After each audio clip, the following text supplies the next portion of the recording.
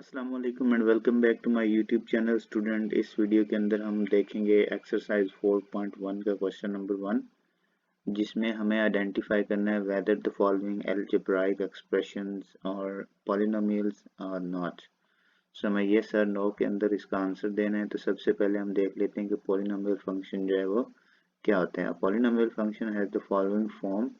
So f of x is equal to a sub n x raised to power n plus a sub n minus 1 x raised to power n minus 1 up to a1x plus a naught.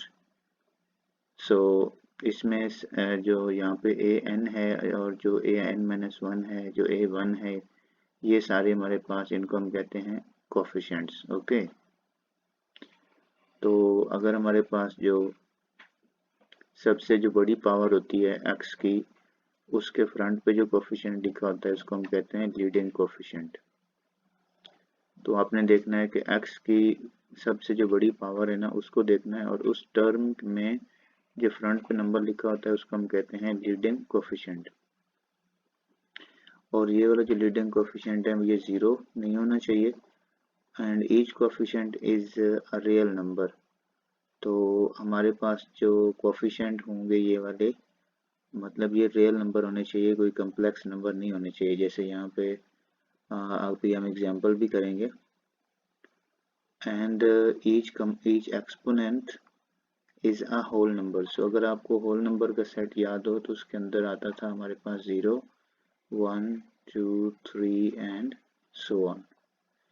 सो इसका मतलब है कि exponent जो है यानी कि power जो है वो 0 हो सकती है, 1, 2, 3, 4 एंड सो ऑन, लेकिन इसमें नेगेटिव पावर नहीं हो सकती। तो ये कुछ क्राइटेरियाज हैं जो जिनको हमने देखना है, उसके बाद में पता चलेगा कि क्या ये जो एक्सप्रेशन है ये पॉलिनोमियल एक्सप्रेशन है या नहीं। तो सबसे पहला क्राइटेरिया क्या है कि आपकी जो एक्सपोनेंट है इसको देखना है, ये एक्सपोनेंट आपका कोई होल नंबर होना चाहिए। और दूसरा क्राइटेरिया क्या है कि आपके पास जो ये वाली फॉर्म होनी चाहिए, मतलब उसमें कोई फ्रैक्शन वगैरह या बटा वगैरह नहीं होना चाहिए। तो चलिए फर्स्ट देखते हैं यहाँ पे हम।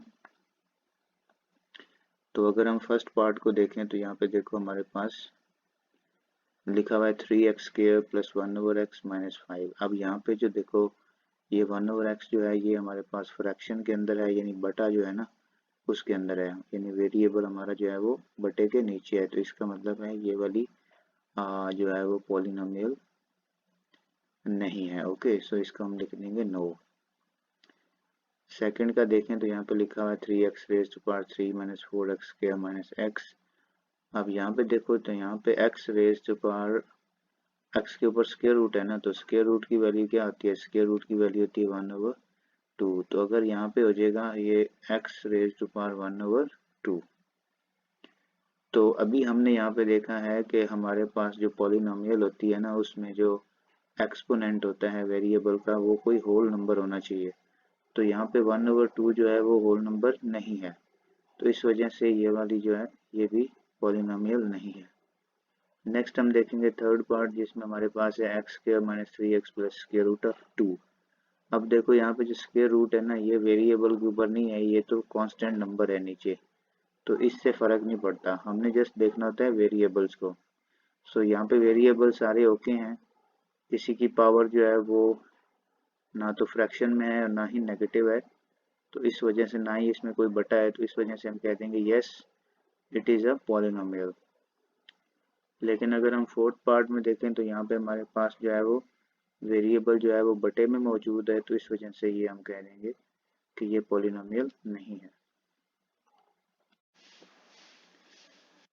ओके स्टूडेंट्स, तो अगर हम क्वेश्चन नंबर 2 की बात करें एक्सरसाइज 4.1 में, तो उसमें हमें आइडेंटिफाई करना है state whether each of the following expressions is a rational expression, और हमें यस और नो में आंसर करना है। सो स्टूडेंट्स, रैशनल एक्सप्रेशन जो होती है उसमें हमारे पास वो वाली एक्सप्रेशन होती है जिसको हम बटे की फॉर्म में लिख सकते हैं, और जो ऊपर हम लिखते हैं न्यूमिनेटर के अंदर, वो हमारे पास एक पॉलिनोमियल होती है। पी ऑफ एक्स भी हमारे पास एक पॉलिनोमियल होती है, और जो बटे में होती है मतलब डिनोमिनेटर के अंदर जो होता है क्यू ऑफ एक्स, वो भी हमारे पास एक पॉलिनोमियल होती है।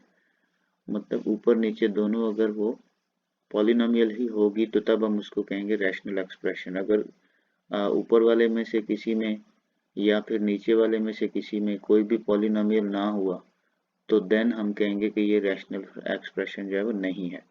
तो हमें जो चेक करने का क्राइटेरिया है वो ये है कि आपने ऊपर देखना होता है, ऊपर क्या ये पॉलिनोमियल है, फिर नीचे देखना होता है क्या ये पॉलिनोमियल है। अगर दोनों पॉलिनोमियल्स हैं तो वो हमारे पास रैशनल एक्सप्रेशन होगी। तो सबसे पहले हम चेक करते हैं यहाँ पे कि क्या हमारे पास जो पार्ट 1 है उसमें ऊपर नीचे दोनों हमारे पास पॉलिनोमियल हैं। लेकिन अभी मैंने पॉलिनोमियल का क्राइटेरिया बताया था कि जो x की पावर है ना, यहाँ पे n जो है, ये n जो है ये हमारे पास होना चाहिए होल नंबर में से। मतलब ये होल नंबर में से होने का मतलब ये है कि n जो है वो कभी नेगेटिव नहीं होगा। ओके, n कभी नेगेटिव नहीं होगा। उसके बाद n जो है वो कभी फ्रैक्शन में नहीं होगा। ओके, सो ये होता है क्राइटेरिया। मतलब जब भी आपके पास x की पावर माइनस में आए या x की पावर जो है वो आपके पास फ्रैक्शन में आए या आपका जो वेरिएबल x है वो आपके पास बटे में आए तो तब आपने कहना कि ये पॉलिनोमियल नहीं है। सो यहाँ पे अगर हम ऊपर वाले को चेक करें तो यहाँ पे हमारे पास जो x है उसकी पावर है 1/2। अब 1/2 तो है वो हमारे पास आती है फ्रैक्शन के अंदर, तो इस वजह से हम इसको इधर ही नो कर देंगे क्योंकि हमारे पास ऊपर वाली जो है वो पॉलिनोमियल ही नहीं है। तो इस वजह से ये टोटल जो एक्सप्रेशन है ये रैशनल एक्सप्रेशन नहीं है। नेक्स्ट हम देखेंगे यहाँ पे x raise to power 3 minus 2x square plus square root of 3। So ऊपर वाली हमारी जो है वो पॉलिनोमियल है because there is no negative power, there is no fraction and हमारे पास कोई भी पावर जो है वो बटे में नहीं है। लेकिन यहाँ पे अगर आप देखो तो स्क्वायर रूट 3 है जो कि हमारे पास एक कांस्टेंट नंबर का स्क्वायर रूट है, तो इससे कोई मसला नहीं होता। आपने जस्ट हमारे वेरिएबल को देखना होता है जो यहाँ पे है x हमारा बटे में नहीं होना चाहिए, x की पावर नेगेटिव नहीं होनी चाहिए और x की पावर जो है वो बटे में नहीं होनी चाहिए।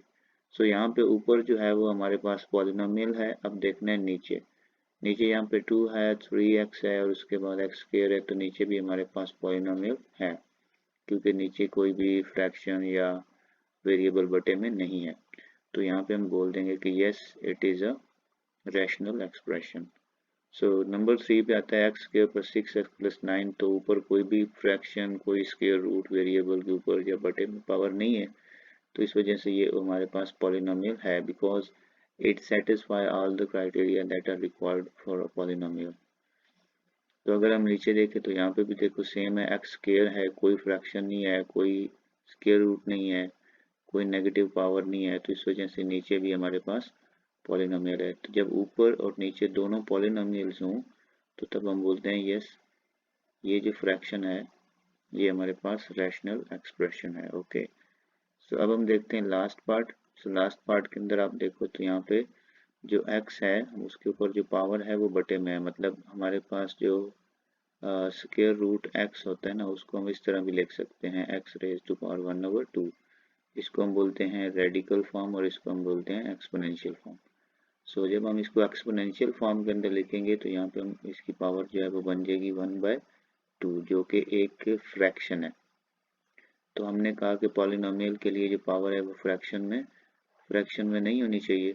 सो इस वजह से ये जो हमारी ऊपर वाली जो एक्सप्रेशन है ये पॉलिनोमियल के क्राइटेरिया को फॉलो नहीं करती।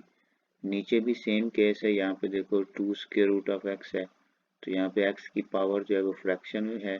सो ये भी जो है वो पॉलिनोमियल के क्राइटेरिया को फॉलो नहीं करती।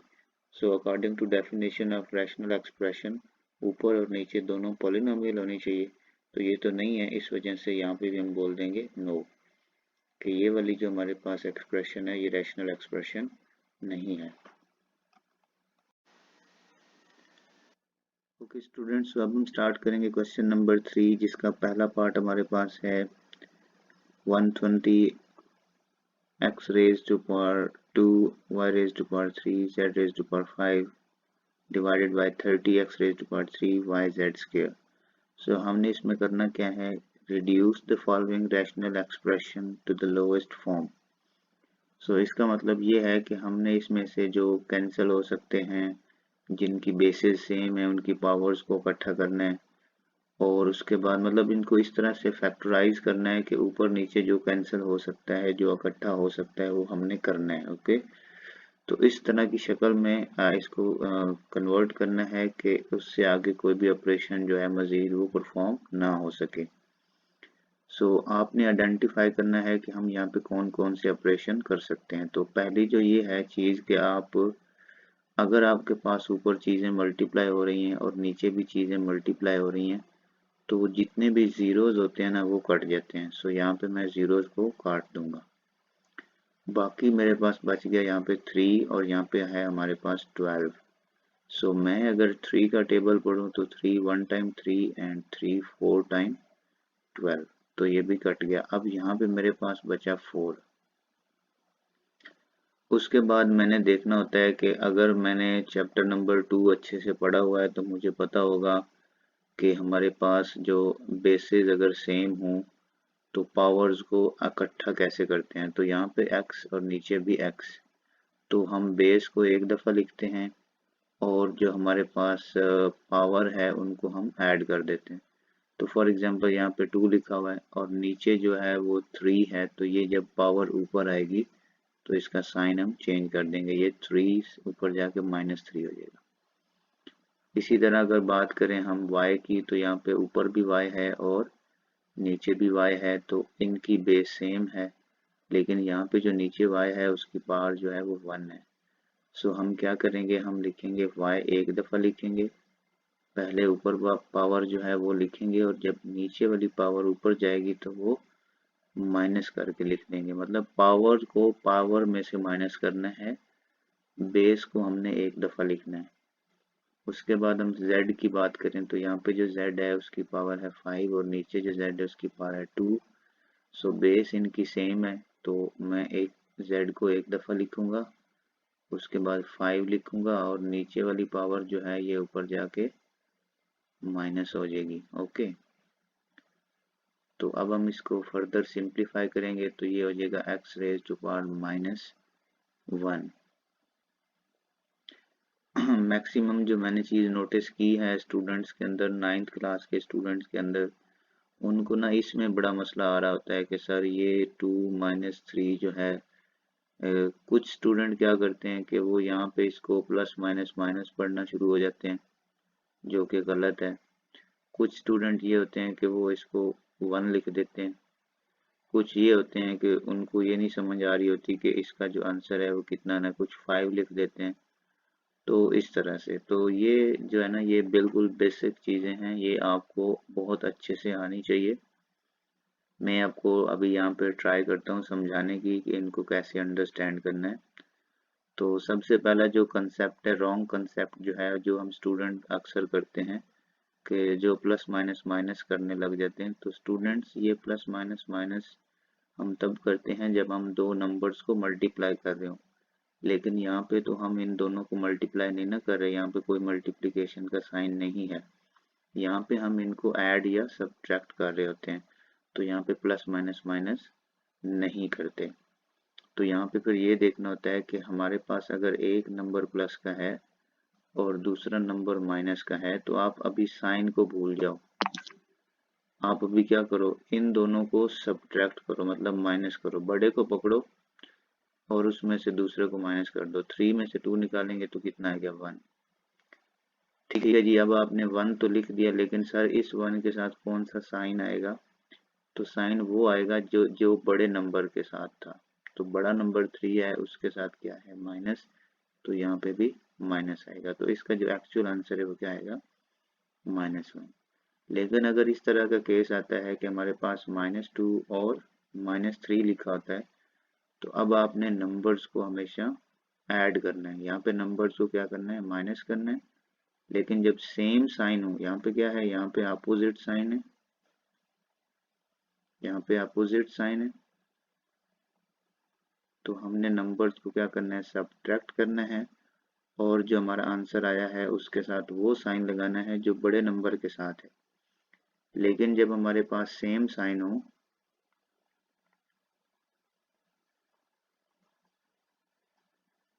जब हमारे पास सेम साइन हो तो हम नंबर्स को हमेशा ऐड करेंगे, तो ये 3 + 2 कितना हो गया 5, और सेम साइन लगाएंगे जो हम दोनों के साथ है। यहाँ पे भी माइनस माइनस प्लस वाला चक्कर नहीं करना, यहाँ पे हम इनको ऐड कर रहे हैं या सब्ट्रैक्ट कर रहे हैं, लेकिन यहाँ पे इनको मल्टीप्लाई नहीं कर रहे, तो वही सेम साइन लगा देना है जो यहाँ पे आपको नजर आएगा। तो अगर दोनों प्लस के होंगे तो फिर तो वेरी सिंपल है, आपने प्लस ही करना है। तो ये जस्ट फॉर योर अंडरस्टैंडिंग, ये आपके समझाने के लिए था। तो चलिए क्वेश्चन की तरफ चलते हैं। यहाँ पे देखो हमारे पास स्टूडेंट है 2 - 3, तो इसको हम लिखेंगे -1। उसके बाद y⁻³ -1, 3 में से एक -1 करेंगे तो कितना बचेगा 2, और उसके बाद हमारे पास आएगा z, और 5 - 2 कितना होता है 3।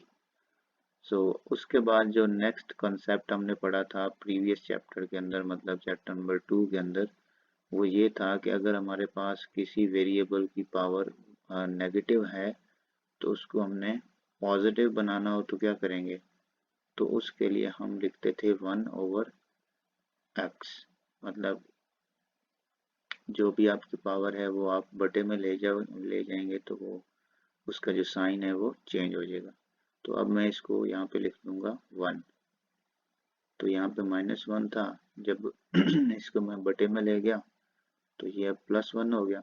लेकिन आपको पता है कि पावर के अंदर जो 1 है उसको लिखते नहीं है, वो अंडरस्टूड होता है कि वहाँ पे ऑलरेडी 1 है। तो अब यहाँ से ये वाला जो x है ये तो चला गया बटे के अंदर, तो ऊपर क्या बचा 4 y² z⁻³ divided by x।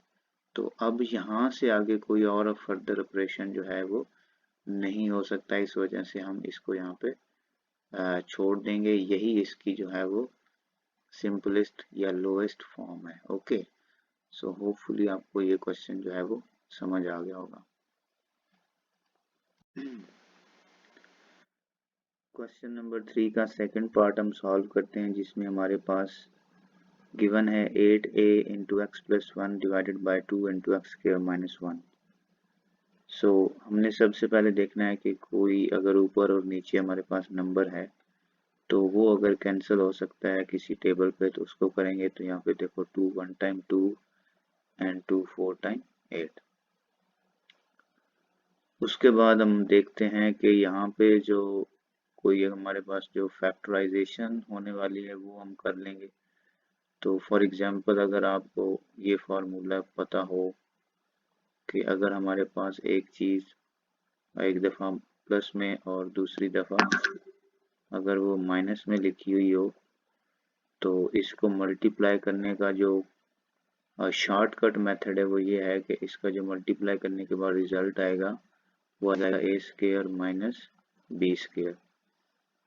तो फॉर इसकी एग्जांपल मैं इस तरह देता हूँ कि अगर आपको कोई कहे कि 5 + 3 एंड 5 - 3 इनको मुझे मल्टीप्लाई करके दिखाओ, तो पहले आप क्या करोगे, इनको जमा करोगे, इनको माइनस करोगे, तो ये हो जाएगा 8 × 2, तो ये हो जाएगा हमारे पास 2 8 टाइम 16। ओके, लेकिन जो इसका शॉर्टकट मेथड है वो ये है कि अगर आपके पास इस तरह की फॉर्म बन जाए जिसमें हमारे पास ये पहला नंबर और इधर से ये दूसरा नंबर सेम हो, बस एक में एक फैक्टर के अंदर प्लस हो और दूसरे फैक्टर के अंदर माइनस हो, तो उनको जो मल्टीप्लाई करने का जो आसान तरीका है ना, मतलब जो फार्मूला जो होता है ना, वो बेसिकली आपको शॉर्टकट मेथड बताता है मल्टीप्लाई करने का।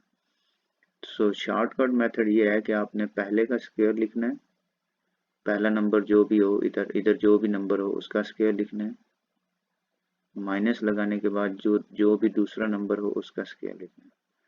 सो ये हो जाएगा 25 - 9, तो ये हमारे पास आ जाएगा 16। सो ये जस्ट एग्जांपल है कि अगर आपके पास कभी इस तरह की फॉर्म दी हुई हो तो उसको इस तरह लिखते हैं, और अगर इस तरह की फॉर्म दी हुई हो तो इसको हम इस तरह लिखते हैं। तो ये मैं सारा ये फार्मूला आपको क्यों समझा रहा हूँ, क्योंकि यहाँ पे देखो हमारे पास है x² - 1।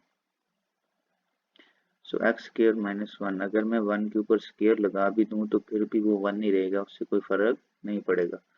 तो अब ये देखो ये a² - b² वाली फॉर्म बन गई है। तो हम इसको कैसे लिखेंगे, पहले लिखेंगे पहला नंबर प्लस 1, उसके बाद लिखेंगे पहला नंबर माइनस दूसरा नंबर, यानी कि एक दफ़ा प्लस में और एक दफ़ा माइनस में इसको लिख सकते हैं।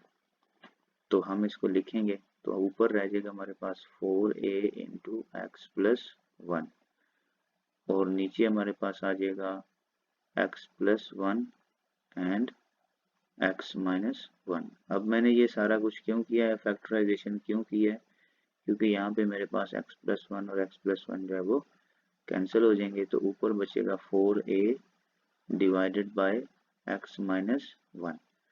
तो इस तरह से ये हमारे पास जो है वो सिंप्लीफाइड फॉर्म जो है या इसको लोएस्ट फॉर्म भी कहते हैं, वो हमारे पास आ गई है।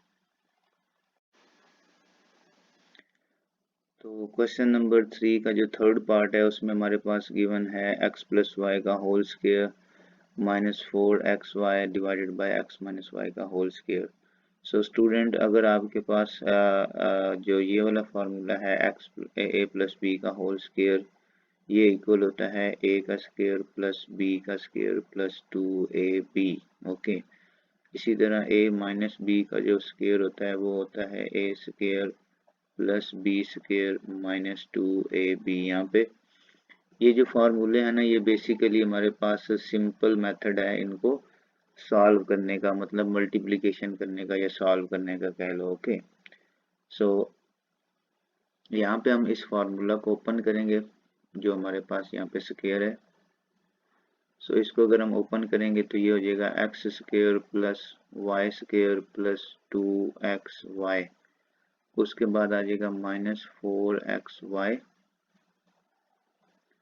नीचे हमारे पास हो जाएगा x square plus Y square minus 2xy, because यहाँ पे बीच में माइनस है। अब हमने ये देखना है कि ऊपर हमारे पास लाइक टर्म्स कौन सी हैं। सो लाइक टर्म्स वो होती हैं जो मतलब कि एक जैसी होती हैं, जैसे यहाँ पे 2xy और यहाँ पे 4xy। तो अब हमने इनको जो है वो सब्ट्रैक्ट करना है। तो सब्ट्रैक्ट कैसे करेंगे, सबसे पहले हम लिख लेंगे X square plus Y square, उसके बाद देखो यहाँ पे एक माइनस का नंबर है और दूसरा जो है वो प्लस का नंबर है, तो हम नंबर्स को माइनस करेंगे, तो 4 में से 2 निकालेंगे तो कितना बचेगा 2।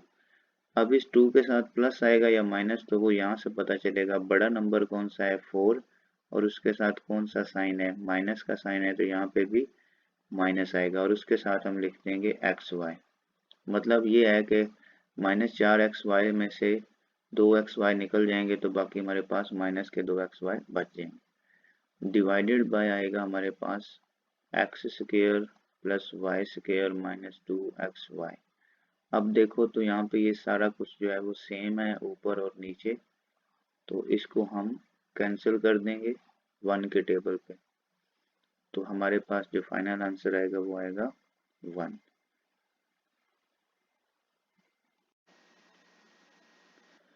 ओके, क्वेश्चन नंबर 3 का पार्ट नंबर 4 हम देखेंगे। इसको हमने लोएस्ट फॉर्म के अंदर कन्वर्ट करना है, तो इसमें हम क्यूब वाला फार्मूला जो है उसको हम देख लेते हैं। तो सबसे पहले जो क्यूब वाला फार्मूला है ना, ये दो तरह के फार्मूले होते हैं, एक होता है X cube minus Y cube और एक होता है एक्स माइनस वाई उसके ऊपर होल क्यूब। इन दोनों में ना बड़ा सारा डिफरेंट है, तो ये आपने मतलब बड़ा सारा डिफरेंस है, तो इनको आपने एक जैसा नहीं समझना, इनको अंडरस्टैंड करना है कि इसका क्या फार्मूला होता है और इसका क्या फार्मूला होता है। तो मैं अभी इसका फार्मूला लिख रहा हूँ। तो इसमें ना अगर आपके पास x के ऊपर सेपरेट से क्यूब है, उसके बाद y के ऊपर सेपरेट से क्यूब है, बीच में माइनस है, तो उसका फार्मूला होता है x माइनस वाई। मतलब पहले आपने इनको विदाउट पावर लिखना है, x minus Y, just x minus Y. Okay, उसके बाद जो पहला नंबर यहाँ पे होगा ना उसका स्क्वायर, उसके अंदर प्लस, उसके बाद इन दोनों नंबर को मल्टीप्लाई, उसके बाद फिर प्लस और फिर दूसरे नंबर का स्क्वायर।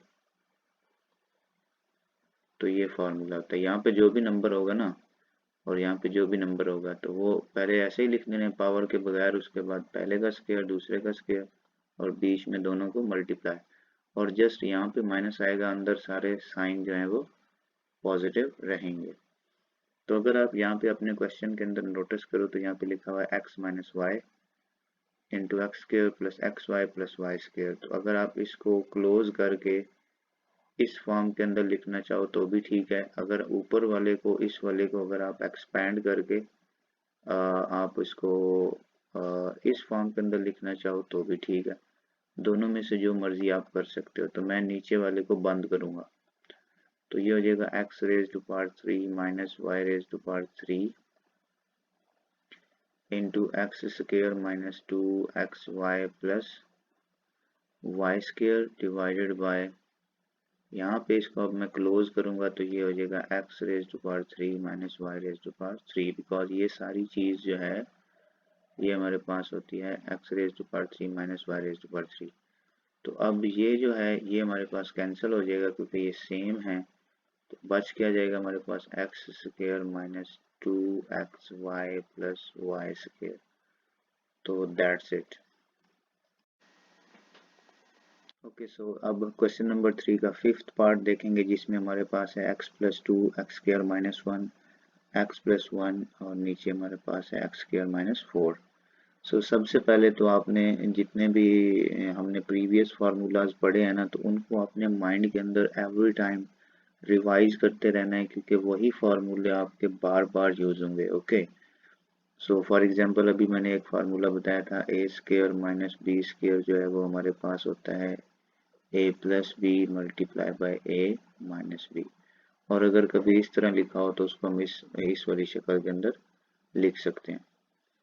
तो उसके बाद ज़रूरी क्या होता है कि यहाँ पे सेंटर के अंदर माइनस हो, इधर इस नंबर का भी स्क्वायर हो और इस नंबर का भी स्क्वायर हो। तो आपने अपने क्वेश्चन के अंदर ध्यान से देखना होता है कि कभी कोई अगर इस तरह की फॉर्म बनती हो तो उसको बना लेना है। ओके, सो एक्स प्लस 2 लिखेंगे क्योंकि इसमें ये फॉर्म नहीं बन सकती। यहाँ पे देखो, यहाँ पे 1 जो है उसका स्क्वायर लगाओ या ना लगाओ उससे कोई फर्क नहीं पड़ता।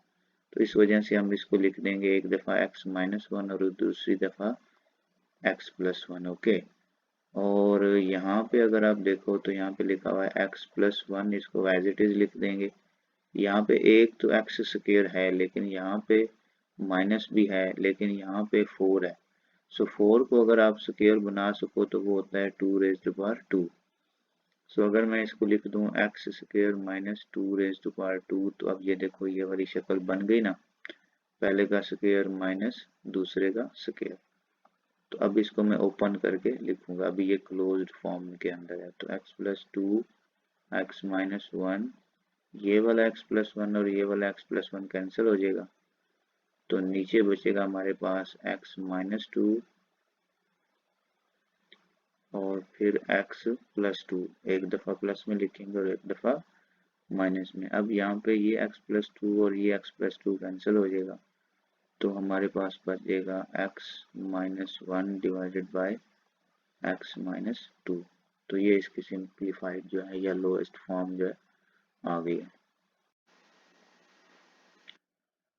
ओके स्टूडेंट्स, अब हम इसका सिक्स्थ पार्ट सॉल्व करेंगे क्वेश्चन नंबर 3 का, जिसमें हमारे पास गिवन है x square minus 4x plus 4 divided by 2x square minus 8।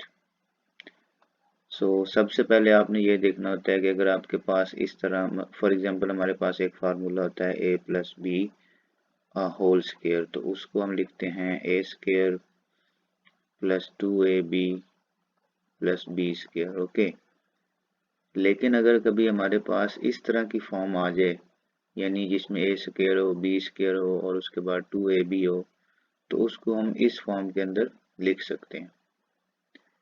तो अब यहाँ पे आप नोटिस करो तो यहाँ पे हमारे पास है x square minus 4x plus, अब इसका स्क्वायर होना चाहिए, जैसे यहाँ पे b का स्क्वायर है ना, तो यहाँ पे भी स्क्वायर होना चाहिए, तो ये हो जाएगा 2 का स्क्वायर। और नीचे हमारे पास आ जाएगा, यहाँ पे देखो अगर इसमें से कुछ कॉमन आता हो तो वो पहले चेक करते हैं। फैक्टराइजेशन का जो पहला रूल है वो ये है कि आपने कॉमन देखना होता है। तो यहाँ पे हमारे पास कॉमन क्या आएगा 2, तो यहाँ पे बचेगा एक्स स्क्वायर माइनस, अब 2 का टेबल पढ़ेंगे तो 2 4 टाइम 8 आ जाएगा, तो यहाँ पे 4 आ जाएगा। नेक्स्ट स्टेप में हमने देखना है कि यहाँ पे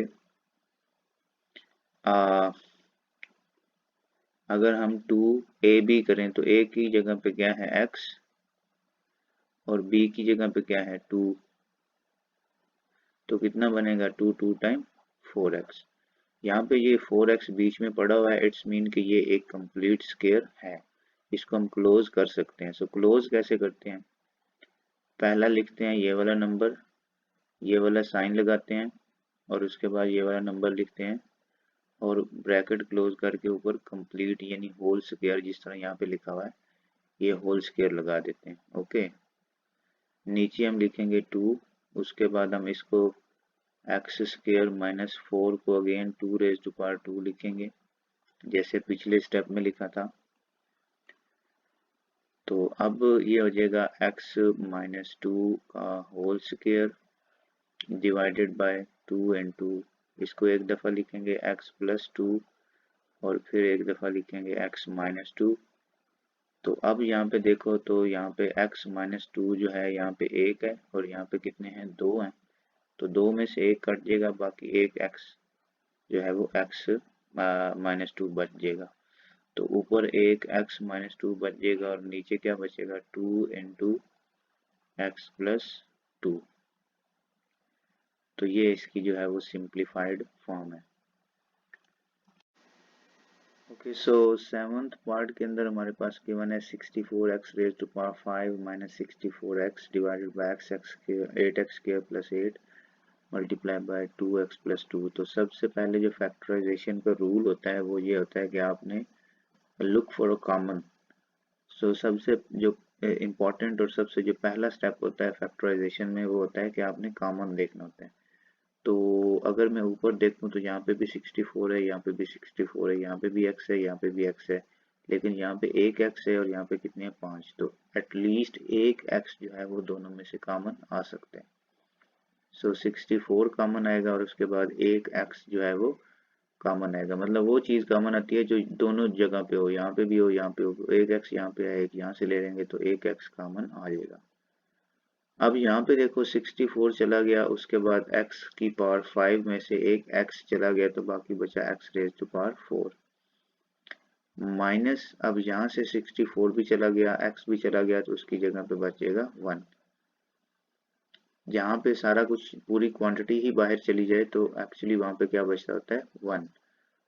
और यहाँ नीचे जो है हमारे पास पहले फैक्टर में से 8 कॉमन आ जाएगा तो बाकी बचेगा एक्स स्क्वायर प्लस 1 और आगे हमारे पास 2 कॉमन आएगा तो बाकी बचेगा x प्लस 1। अब हमें लिखना है, इसको हम पहले कैंसिल कर लेते हैं। सो 8 time 8 sorry 8 1 time 8 and 8 time 64, उसके बाद 2 1 टाइम 2 एंड 2 4 टाइम 8, सो यहाँ पे बचेगा 4x। अब यहाँ पे देखो जो x रेज टू पावर 4 है ना, इसको हम इस तरह लिखेंगे x स्क्वायर और फिर स्क्वायर। तो अब ये अंदर वाली पावर और बाहर वाली पावर जो है वो मल्टीप्लाई होती है तो 2 टाइम 4 हो जाएगा, मतलब इसको इस फॉर्म के अंदर हम लिख सकते हैं। एक्चुअली हम इसका एक कंप्लीट स्क्वायर बनाना चाहते हैं, सो ये हो जाएगा x square whole square minus 1 का square divided by x square plus 1 into x plus 1। Okay, so अगर अब हम इसको नेक्स्ट सिंप्लीफाई करें तो ये हो जाएगा 4x इंटू, अब हम इसको एक दफ़ा प्लस में लिखेंगे और एक दफ़ा माइनस में, लेकिन उसमें ये स्क्वायर जो है ये नहीं लिखेंगे। ओके, सो ये हो जाएगा एक्स स्क्वायर माइनस 1, एक दफ़ा माइनस में हो गया, फिर एक्स स्क्वायर प्लस 1। अब मैंने ये इन साइड वाला स्क्वायर लिखा है, बाहर वाला नहीं लिखा। सो नीचे हो जाएगा हमारे पास x square plus 1 into x plus 1। Okay, so x square plus 1 और एक्स स्क्वायर प्लस 1 कट गया, बाकी बचा 4x इंटू, अब इसको फिर हम क्या करेंगे, इधर स्क्वायर लगाने के बाद इसको एक दफ़ा प्लस में लिखेंगे और एक दफ़ा माइनस में। नीचे हमारे पास आ गया x प्लस 1, सो ये भी कट जाएगा तो अब हमारे पास बचेगा 4x into x minus 1। So this is the lowest form of this fraction. Okay students, तो अब हम क्वेश्चन नंबर 3 का लास्ट पार्ट सॉल्व करेंगे और ये क्वेश्चन का जो पार्ट है ये इम्पोर्टेंट है। सम टाइम, काफ़ी टाइम ये जो है वो शॉर्ट क्वेश्चन के अंदर आ चुका है। तो इसमें ना थोड़ी सी ट्रिक है, ट्रिक। सो ट्रिक कौन सी है? सबसे पहले यहाँ पे देखो, यहाँ पे स्क्वायर मौजूद है, यहाँ पे स्क्वायर मौजूद है, लेकिन ये स्क्वायर जस्ट एक्स का है, इस 9 का स्क्वायर नहीं है। तो हम सबसे पहले क्या करेंगे, 9 को लिखेंगे एज अ 3 स्क्वायर। तो यहाँ पे हमारे पास बन जाएगा 3x, और इन दोनों का स्क्वायर बाहर कॉमन लिख देंगे। मतलब अब ये स्क्वायर जो है ना, ये अब 3 का भी है और x का भी है। तो इसका मतलब है इसको इस तरह लिख सकते हैं, 3x का whole square minus X square minus 4 का whole square divided by 4 plus 3x minus X square. अब अभी और आपने कुछ भी नहीं करना, जस्ट पहले को समझना है। तो अगर आपको ये वाला फार्मूला याद है, a square minus b square is equal to a plus b और ए माइनस बी। तो आप यहाँ पे देखो, यहाँ पे ये जो a की वैल्यू है ये आप a है, और ये सारा क्या है, ये हमारे पास b है। सो अभी हम क्या लिखेंगे, करेंगे एक दफ़ा इसको प्लस में लिखेंगे, तो हमारे पास पहली वैल्यू आएगी 3x, फिर प्लस लगाएंगे, फिर दूसरी वैल्यू आएगी जो कि हमारे पास है एक्स स्क्वायर माइनस 4। सो ये एक दफ़ा प्लस में लिख दिया। अब स्क्वायर नहीं लिखने, ओके। उसके बाद हमने लिखना है माइनस में। तो सबसे पहले लिखेंगे पहली वैल्यू जो कि हमारे पास है 3x, उसके बाद हम लिखेंगे माइनस, माइनस लगाने के बाद हम लिखेंगे सेकंड वैल्यू। लेकिन सेकंड वैल्यू यहाँ पे दो टर्म्स हैं, मतलब टू टर्म्स हैं, तो उनको हम ब्रैकेट में लिखेंगे, क्योंकि माइनस की वजह से अंदर साइन का इशू होता है। तो अगर आपके पास शुरू में माइनस है, ब्रैकेट के बाहर माइनस है, तो अगली टर्म्स जितनी भी हैं उनको आप ब्रैकेट में लिखो। सो एक दफ़ा मैंने प्लस में लिख दिया, एक दफ़ा मैंने माइनस में लिख दिया, ये तो ये फार्मूला हमारे पास ओपन हो गया। नीचे हम क्या करेंगे, सेम वही चीज़ लिख देंगे जो लिखी हुई है, 4 plus 3x minus X square. तो अब आप देखो यहाँ पे क्या है, 4 है, तो लेकिन अभी हम फर्दर उसको सिंप्लीफाई कर लेते हैं ऊपर वाले को। तो ये हो जाएगा 3x plus x square minus 4, यहाँ पे हो जाएगा 3x minus X square minus minus plus, ये माइनस और ये माइनस प्लस, तो 4 1 टाइम 4, और नीचे हमारे पास हो जाएगा 4 plus 3x minus X square. तो अब अगर आप नोटिस करो तो यहाँ पे क्या है 4, यहाँ पे क्या है 4, यहाँ पे क्या है 3x, यहाँ पे 3x, यहाँ पे माइनस एक्स स्क्वायर, यहाँ पे माइनस एक्स स्क्वायर। सो ये दोनों फैक्टर जो है वो सेम है, तो ये कैंसिल हो जाएंगे। सो बाकी बचेगा 3x plus x square minus 4। तो ये हमारा आंसर आ गया।